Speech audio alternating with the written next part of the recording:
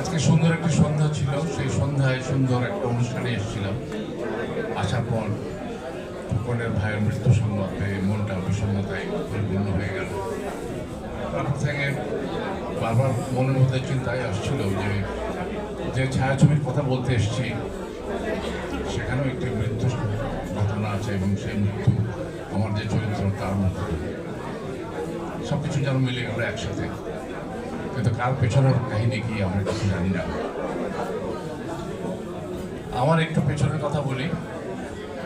1972 সালে আমি চলচ্চিত্রে অভিনয় শুরু করেছি তিতাস একটি নদীর নাম দিয়ে।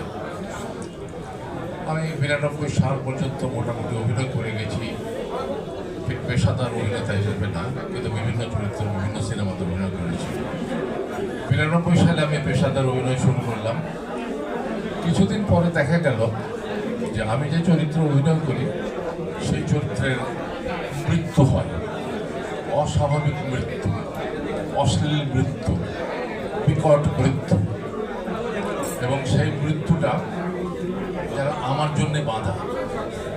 সব সিনেমাতে আমাকে মরতে হয় অস্বাভাবিকভাবে।